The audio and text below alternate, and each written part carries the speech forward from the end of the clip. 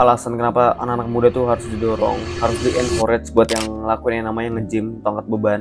Dan angkat beban ini merupakan olahraga yang beda dari yang lainnya gitu loh. Dari segi mental, dari segi disiplin, konsistensi. Dan nge-gym ini adalah salah satu self-improvement terbesar yang pernah gue lakuin. Kenapa gym adalah self-improvement terbesar? Karena dari sini banyak banget hal-hal yang gue bisa pelajari dan gue praktekin di real life. Dan bahkan hidup gue setelah gue konsisten nge-gym selama beberapa tahun, itu ngasih hidup yang better gitu. Hidup gue jadi lebih peaceful, hidup gue jadi lebih mindfulness aja sih. Gue jadi lebih seger pokoknya mikirnya. Dari segi mental gue, dari segi physical fitness gue, dari segi confidence gue, kepercayaan diri gue. Cara gue ngobrol sama orang itu udah beda banget dibandingin dulu. Gue dulu ada orang yang awkward, gue dulu gak bisa ngobrol sama cewek. Dan bahkan ya mungkin gue bisa bilang orang yang freak gitu loh. Tapi sekarang gue bisa lihat, gue sadar kalau orang-orang tuh nge-treat gue tuh lebih better 10 kali lipat gitu dibandingin sebelum gue nge-gym. Nge-gym ini ngasih lu beberapa pelajaran gitu buat hidup lu. Pertama, gym ini ngelajari lu untuk ngelatih disiplin, kedisiplinan lu, kekonsistenan lu. Dan ya mau secapek apapun lu itu, mau semepet apapun waktu itu, lu harus bisa nge-spend waktu lu untuk nge-gym. Dan kebanyakan orang mostly gagal di sini gitu. Mereka nggak mau ngeluangin waktu mereka nggak punya mindset atau pola pikir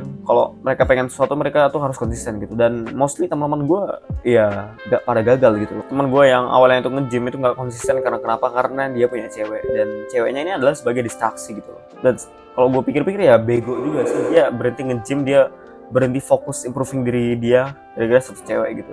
Jadi mau sebanyak apapun distraksinya, lu harus bisa nge-overcome ini, lu harus bisa ngadepin tantangan-tantangan ini, yaitu distraksi lu gitu. Distraksi apa aja gitu, entah itu temen lu ngajak hangout, cewek lu nyuruh lu untuk berhenti nge-gym dan spend waktu buat dia. Dan menurut gua ya fucked up sih. Kalau lu iya-iyain aja, lu gak punya boundaries, lu gak punya pendirian, ya kemungkinan lu bakal setujuin sama si cewek ini gitu. Dan ya progres lu gak bakal bikin progres yang efektif gitu. Dan ini bisa memberikan gambaran kepada diri lu sendiri kalau personality lu, kepribadian karakter lu tuh lemah gitu. Dan ya lu gak bakal jadi siapa-siapa. Terus kedua, di gym gue dilajarin push yourself harder. Di sini gue dilajarin untuk tahu batasan limitasi potensial gue. Dan dengan seiringnya waktu, potensial lu ini lama-kelamaan makin ngebuka gitu loh. Lu akan unlock potensial lagi dan lagi gitu. Misalkan gue bisa nge-bench press cuman 20 kilo, cuman barnya doang gitu gue bench. Tapi ketika seiring berjalannya waktu, itu beban itu meningkat terus gitu. Dan ya kalau lu pengen bangun massa otot, lu harus angkat berat dong. Lu nggak mungkin ngangkat yang ringan-ringan doang kayak cuman ya barnya doang. Lu angkat, lu pasti butuh beban yang lebih. Dan beban yang kita angkat itu nggak bakal jadi ringan, tapi kitanya yang kuat gitu loh. Dari sini lu sadar gitu, kalau beban hidup lu bertambah itu sebenarnya bukan beban hidup yang bertambah gitu, tapi lu yang semakin kuat. Dan filosofi ini bisa lu terapin ke dunia nyata ya. Dan kalau misalkan orang-orang yang tanding banting saat deadlift, menurut gue tuh ya suatu hal yang wajar gitu loh. Karena mereka udah push themselves on harder level gitu. Mereka udah ngeluarin effort sekuat mungkin ya sampai mereka. Dan ini adalah salah satu pelajaran yang bisa gue ambil gitu. Beban yang lo angkat itu nggak bakal ringan terus, tapi lu nya yang jadi kuat. Terus ketiga, lu di sini belajar untuk don't give a fuck about your surrounding and just do your thing gitu loh.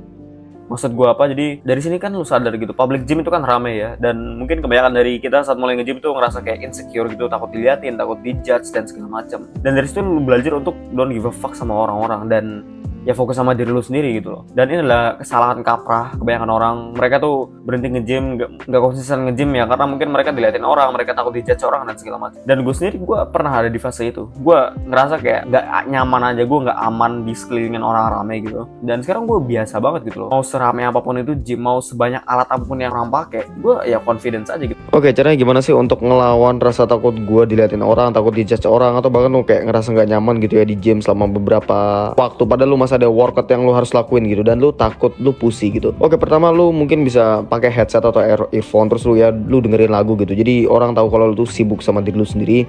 Terus kedua pasang pola pikir orang tuh nggak ada yang peduli sama lu. Lu mau jalan ngelewatin mereka, lu mau pakai alat yang mungkin mereka sudah selesai pakai, orang nggak bakal ada yang peduli gitu loh. Karena ya times move on gitu loh. Dan pasti orang ini punya workoutnya masing-masing. Mereka punya programnya sendiri, mereka punya set yang harus mereka lakuin gitu loh. Mereka nggak bakal punya waktu untuk ngejudge lu gitu. Tiga, kalau lu ngerasa ada orang yang ngejudge diri lu dengan mereka muka-muka yang gak enak dilihat gitu loh, mereka kayak julid banget mukanya, judes banget mukanya ngeliatin lu, ya pertama lu cuekin mereka, nggak usah diliatin balik karena ya fuck them bro. Mungkin dia insecure sama diri mereka sendiri gitu loh. Jadi ya mereka punya muka yang ngejudge gitu. Jadi ya cuekin aja sih. Karena ketika lu sadar, karena ketika lu menerapkan don't give a fuck about people, lu bebas untuk ngelakuin apa aja gitu.